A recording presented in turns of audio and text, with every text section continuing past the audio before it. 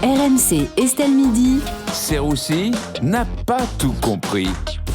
Je dis ça parce que c'est un jour férié, donc je sais pas si c'est trop foulé, le connaissant. Si, quand Mais même. Vincent est avec nous. Oui. Salut Vincent. Salut Rémi, bonjour tout le monde. Aujourd'hui, tu ne comprends pas pourquoi les États-Unis veulent interdire TikTok. On en parlait à l'instant. Je sais. Je sais que c'est un sujet qui vous concerne pas beaucoup parce que ça concerne les jeunes, mais c'est quand même un sujet. Ça c'est gratuit. Les moins de 65 ans en tout cas. Mais c'est vrai que c'est un sujet important parce que les Américains, oui, vous l'avez dit, veulent interdire TikTok. Moi, j'avoue, j'aurais peut-être commencé par interdire les flingues ou le Ku Klux Klan, mais visiblement, il y a d'autres priorités. Bon, c'est vrai que les Américains expliquent que les Chinois nous espionneraient avec TikTok. Et je comprends les Américains, parce que tout le temps que tu passes sur TikTok à être espionné par les Chinois, tu le passes pas sur Instagram à être espionné par les Américains. Donc forcément, ça les ennuie, quoi. Bon, est-ce que cette nouvelle t'a surpris, Vincent ? Moi, ce qui m'a surpris d'abord, c'est qu'apparemment les Américains s'avouaient la Chine. C'est quand même assez surprenant pour des mecs qui pensent que Paris est la capitale de la Suède. Après, bon, si on doit interdire tout ce qui est made in China, je veux dire, Rémi, vos chemises en polyester, c'est mort. Les nouilles de sauté de Perico, c'est mort. La personne qui répond au 32-16 et qu'on a délocalisé à Wuhan, c'est mort aussi. C'est pas vrai. Ça fait quand même beaucoup de monde. Hein. Ouais. Bon, et toi, Vincent, est-ce que tu es pour l'interdiction de TikTok ? Les Américains ont sans doute raison sur l'espionnage. Après que les Chinois sachent que sur TikTok, je regarde des vidéos de femmes à poil, de planches à voile, excusez-moi, de planches à voile, c'est pas si grave. Non, moi, ce qui me déçoit, c'est que grâce à TikTok, j'avais appris des choses formidables.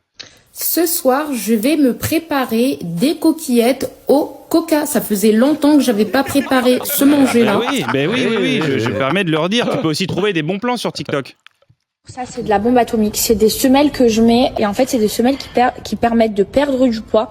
C'est quand même dommage de se rêver. C'est vrai, c'est dingue. C'est dingue. Bon, en revanche, j'espère juste qu'ils vont pas fermer le compte de Joe Biden parce qu'il a posté une vidéo dans laquelle il arrive à parler.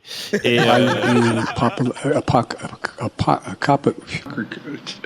Ah non, il n'a pas réussi. Non, excusez-moi, je me suis trompé. Autant pour moi. Bon, est-ce que tu penses que TikTok pourrait être interdit en France ? En France, non. En France, on va pas l'interdire, sinon Gabriel Attal va perdre tous ses abonnés.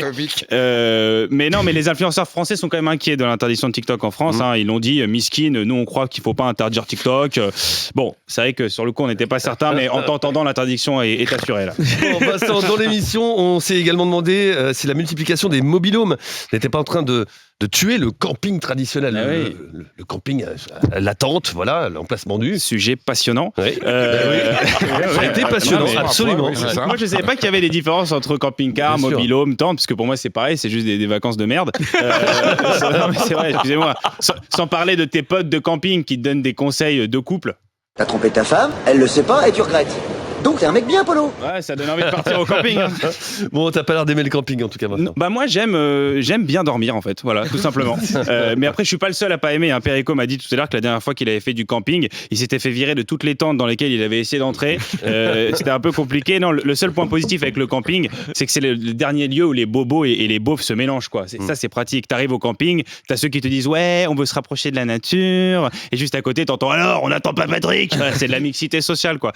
Non, moi ce que je pense du camping dans tous les cas, c'est que le camping, c'est un peu comme l'histoire de Jeanne d'Arc. Ça finit toujours autour d'un barbecue avec les Anglais. Voilà.